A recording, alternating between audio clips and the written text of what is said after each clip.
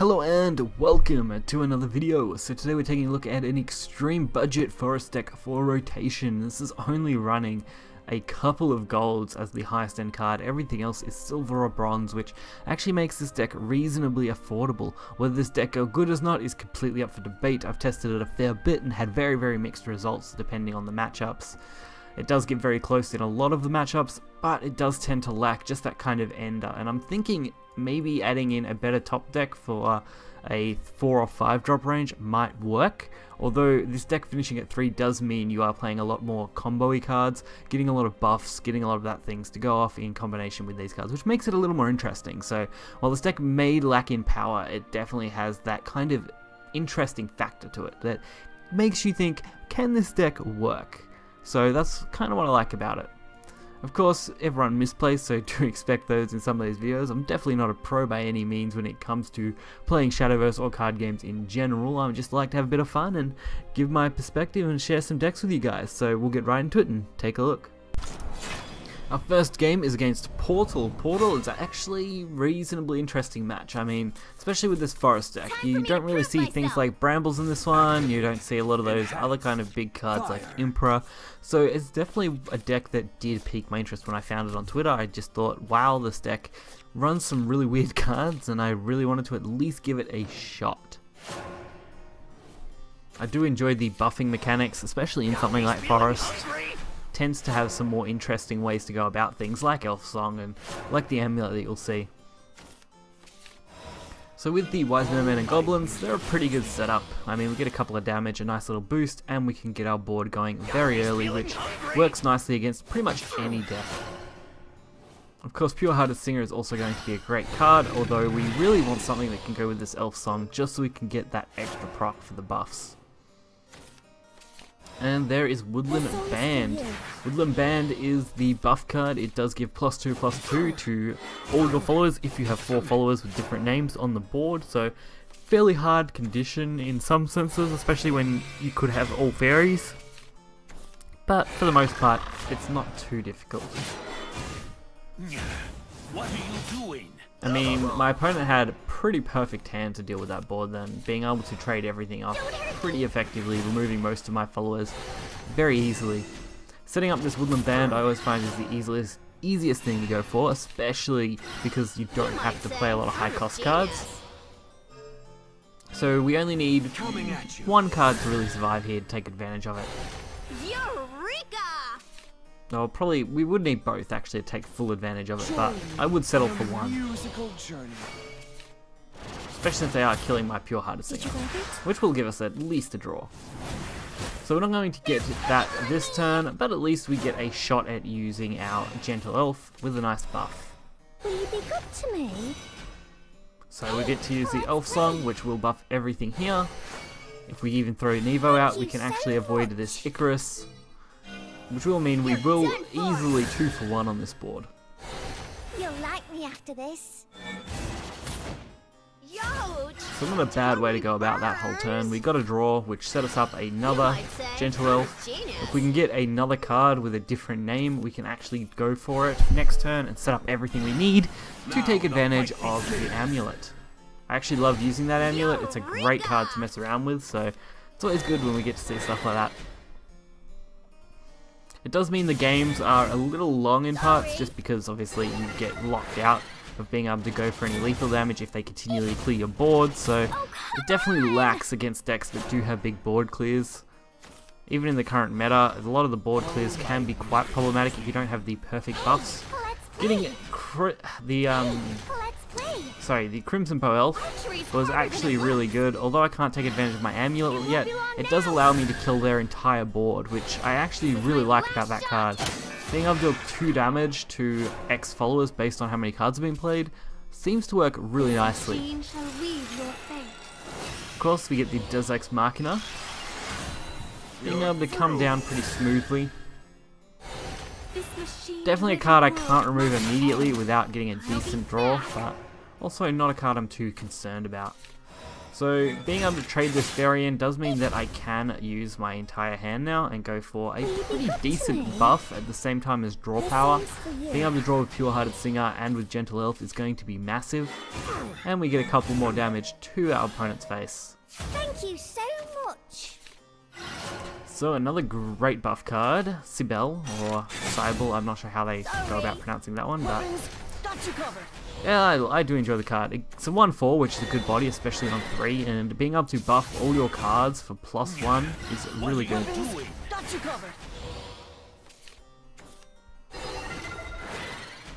Opponent does go for the artifacts though, which are a little bit of a problem. Being able to easily trade off against these, 1-for-1, no real issue to them at all. We do get another one, so being able to play both of those and even go for the Silly Injustice or the Water Fairy, either one being really good value now that these are going to be buffed, making them very hard to remove. I mean, if you cannot trade your artifacts into this effectively, it becomes very difficult to deal with 1/5s like this when you're playing as Portal, so going for this board was probably my best chance of surviving. Even if I could have just Silly Injustice last turn. So they're really beating down on this board. I was hoping they didn't have too many artifacts, but unfortunately that hope kind of went out the window when they just started flooding me with these analyzings. Which wasn't surprising, it was just kind of irritating. So they're going to get some really good value out of these, being able to gain a draw plus deal some damage to my followers. Especially with substitution. Less than 2-for-1 with that card, very easily. But they do leave up one of my followers, which is great, because I can actually do a pretty decent flood of this board now. Especially with Elf Song. Being able to play a heap of fairies, goblins, and then Elf Song, plus a extra fairy on top of that that will gain a health boost, it's pretty decent. So we get our massive board buff. Now I just had to hold on to my fairies just in case. I mean, I have potential to draw some other cards that I might want. So in case they had something like Mangana, I really didn't want to have to deal with that. Wiping my board completely and then only having one fairy to work with. So at least having a couple of fairies gives me a chance to kind of fight back a little bit. Especially if I get a decent draw. So I'm pushing quite aggressively. Again, the substitution getting massive amounts of value against me. I'm only really having my goblin to do any damage, so a little unfortunate, but not the worst possible outcome. With 3 fairies, I can at least try. So no real option other than just to slam them to the board. Because with 3 cards in their hand, the odds of them being able to beat me now is pretty reasonable, so this was probably the best chance I had at surviving. So there's another Acceleradium. It's good that we've seen a few. 1 Saphira.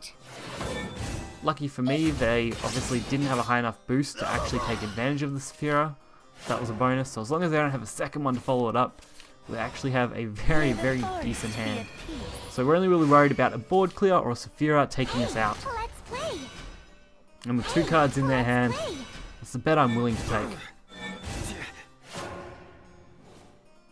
So like I said, these do end up being quite long games, just purely because of how this deck functions and the way it goes. Usually you're running out of steam a little too quick, so it's not so much an aggro deck as it is just kind of a buff deck. I'm gonna rest for a bit. As I said, it's more of an interesting deck than a competitive deck. I definitely wouldn't recommend this for ranking on ladder, but if you want to just have some fun with the deck, I definitely recommend giving this one a try. Because this deck is so cheap, giving it a try really isn't going to cost you much. I mean, most players should have pretty much all the bronze and silver cards, or at least majority. If you are a newer player within the last month or so, of course, you're not going to have that. But if you've been playing for a few months now, most of the bronze and silvers should either be extremely easy for you to obtain, or you should already have most of them. So really not difficult. The golds, and when you're only running, I think, was it 2 golds?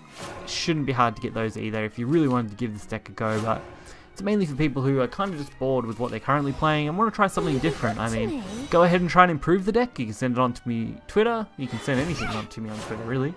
Along with Discord, you can hit me up there and find me over there doing whatever I'm normally doing. It's not usually much, but much more active on Twitter than I would be on Discord if that's where you want to hit me up. So great, getting that was a perfect draw. It means we can actually buff this pretty easily, and at the same time gain a draw off it, which is exactly what we want. I actually should have put my my Yag sleeves on, because I do have those sleeves that our opponent has. I did get those in the Grand Prix. Finally, the first lot of sleeves I actually obtained from the Grand Prix. So we're going to get double buffs, which means double draws, and a really good board. Thank you so much. So if this board can survive, Leafman is actually looking to be a really good play. Hey, let's play. This is where you get a hand that's actually half decent. You can do some pretty amazing things with it. Of course, that card's a little bit of a pain. You're done for. I mean, with its Evo, it can quite easily kill off pretty much anything at once here with no issue. Which means we aren't going to get any more draws, which is a little bit of a disappointment. At least with Leafman though, we can pretty easily do some decent trades without actually losing our followers much. You're done for. I do though have to leave up one of these fairies, which disappoints me just a little bit. Or do I? Sorry. No, I don't. Do I? Yeah, no. Because if I did trade that, I get that. Okay. I was trying to remember which way I went about this. Because if I trade the Leafman, I was actually fine. So this way, I actually got to keep everything and give them a little bit of a buff, meaning their health wasn't completely stuffed up by it. And really gives me a chance to just survive. It won't be long now. Of course, that does mean I did have to use an Evo before, and that didn't feel the best. But now we have a chance. I mean, we've got some nice cards going in. We can't use Woodland Band, which sucks, just because we haven't, not going to be able to have 4 different followers if we've got the 2 already on board. So really just saving that until we get a chance. And taking advantage of any kind of buff we can get that will put us ahead. Of course, it does mean they're 6-2. Could have dealt with our 6-6 pretty easily, but because of the buffs we get at the end of that turn, it does boost it up to 6-8, which now means the trade isn't quite as good. Even though that made it a little bit better, it does mean they had to waste that spell on it. So I really got to take advantage of that. Not so fortunate though, that Insect Lord really hurt. If only he wasn't able to do that right then. But he didn't hit my buff cards, which is good, so that means we get to keep at least one of them up to take advantage of, and now we actually could have a chance to use our Woodland Band. Because we are going to be able to fill our board with a few different followers. Since I couldn't take advantage of Wise Merman that turn, no point in really playing it over a fairy when it's the same value. But we did get plenty of buffs, so being able to have a board of basically 5 and 6 health followers for the most part other than that fairy is really decent. Black Dress ruining it though, killing off my 3, not going to be good. So this Forest player was playing a pretty interesting deck themselves. It had cards that you wouldn't normally see as well, which I really liked, so it's nice that we get to see 2 different decks that you don't usually see for Forest. Starry Elf, put a random amulet, we get another band, which is great because that's exactly what I wanted to pull. I wanted to avoid my Flower of Fairies that turn and really just try and go for more buffs so that we can survive. Getting as much value out of it as we can, really hoping to push lethal as quickly as possible. Of course that might fail sometimes, so pushing for lethal isn't always the best decision, but I felt like this time it at least gave us a shot. Get out of my sight. Of course, these wards made my life a living hell. Having no way to really deal with them was a little disappointing. Especially if I had an Evo, I could have actually done it and went face for lethal, but we do miss out, only just on that. Archery's harder than it looks. So, decide to go with as much as I can to the board. Committing to this. Oh, come on! I mean, we don't have to worry about something like Elephant yet because it is only turn 9. I'll be back. Obviously, they are going to survive with this, which is a little disappointing. 13 health gain, kinda hurts us. But at least we can start just taking them down as quickly as possible. Setting them right back to 6. Oh, come on! feeling hungry? And getting our Goblin out. So any buff card is really what we want. If we can get anything that will buff this board up, we'll be looking at a much better turn. It won't be long now. And there, Crystal and Aaron getting their Evo. Get out of my sight. Again, a little disappointing. Means we are only going to be able to deal 2 damage to the face, actually even less thanks to Airbound Barrage.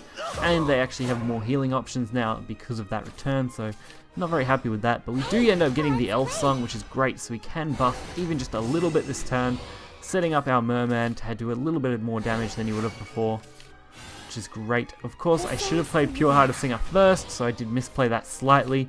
If I had have got my Pure Hearted Singer out, I could have played Elf Song, boosted that as well, which would have been better. So only human, missing a play like that, pretty common.